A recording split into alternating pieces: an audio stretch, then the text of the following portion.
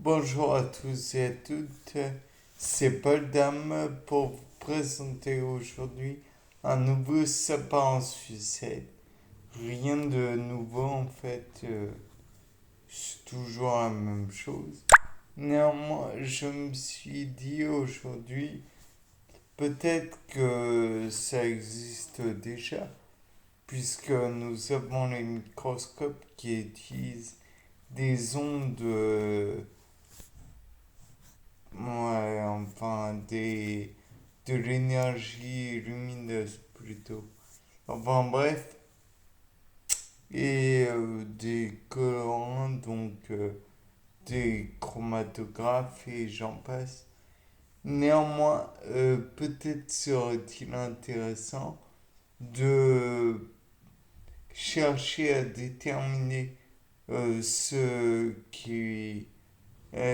qui compose une cellule via des ondes sonores. Après tout, nous savons que le son, entre le son dans l'espace, le vide intersidéral, l'air, l'eau, il y a une vitesse différente à chaque fois.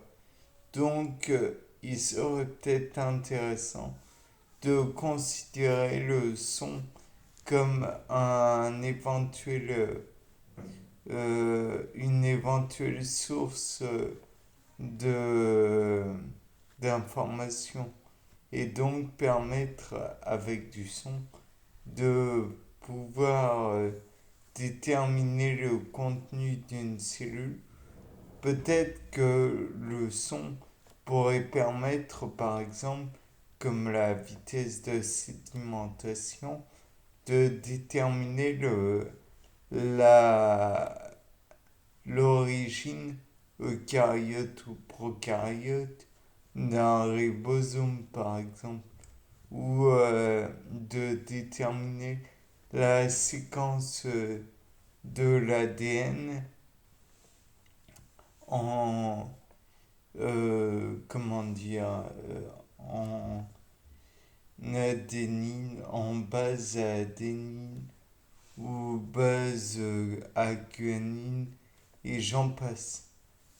Peut-être est-il possible aussi de différencier si nous avons affaire à un ARN ou un ADN, puisque je vous le rappelle, sur l'ADN il y a des thymines, enfin des bases thymines, et sur le, comment dire, l'ARN, il y a des bases à uracile. Donc ça peut être quelque chose d'intéressant.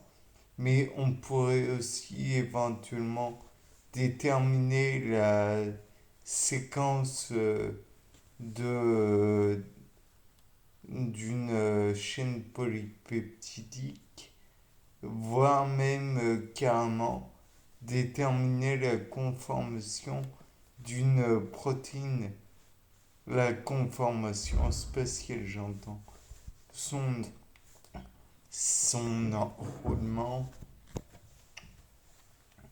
et j'en passe. Bien sûr, il faut savoir que le son peut être aussi inoffensif que destructeur. Si on emploie certains sons, certaines fréquences, il n'est pas impossible de briser quasiment, carrément plutôt, des cailloux.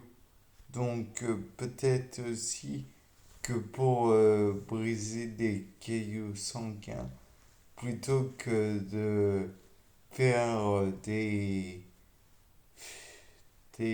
pontages, ça me paraît difficile quand même, mais bon.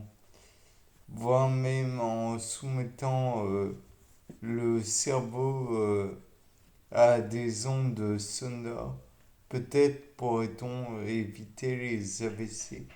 Peut-être pourrait-on fluidifier même le sang en brisant les cailloux qui pourraient s'y former. Tout cela reste naturellement de l'ordre de l'hypothèse. Néanmoins, il est possible aussi, peut-être, je ne sais pas,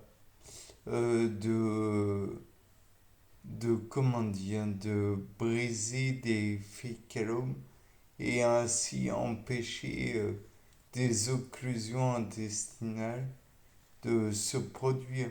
Ou alors même dans la vessie, si certaines impuretés viennent à obstruer l'urètre, peut-être que cela pourrait fluidifier là encore le cours des urines.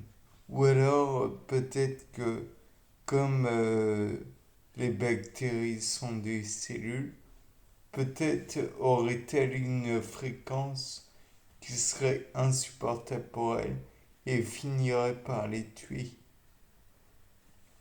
Et donc, potentiellement, nous serions face à une façon de détruire celle-ci sans utiliser d'antibiotiques qui sont de plus en plus problématiques, dirons-nous.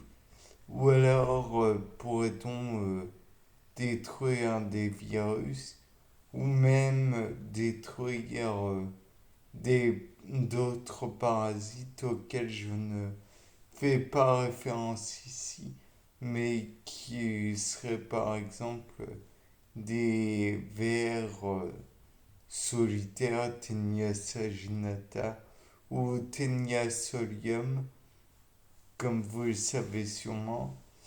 De plus, il est envisageable, d'après moi, de fluidifier d'autres cours. Peut-être pourrait-on, via le son, euh, permettre aussi la contraction musculaire et donc ainsi permettre aux personnes qui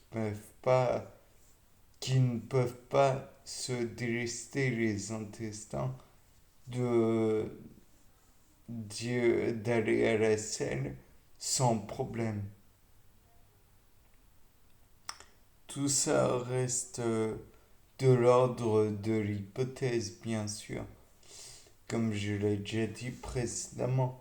Mais le fait est que on sous-emploie les leçons et je pense que cette capacité qu'aurait le son pourrait permettre d'autres choses. De plus, je vous rappelle que le d'autres le globe terrestre a été d'abord enfin la constitution du bloc terrestre a été d'abord déterminée par des ondes sismiques comme pour le Morovitzik, je crois, qui est à 30 km pour déterminer la première discontinuité terrestre, si je ne dis pas de bêtises. Mes cours de géologie sont bien loin, vous savez. Ayez pitié de moi. Voilà. Bien, c'était Paul Dame pour un nouveau sapin en suicide. Au revoir.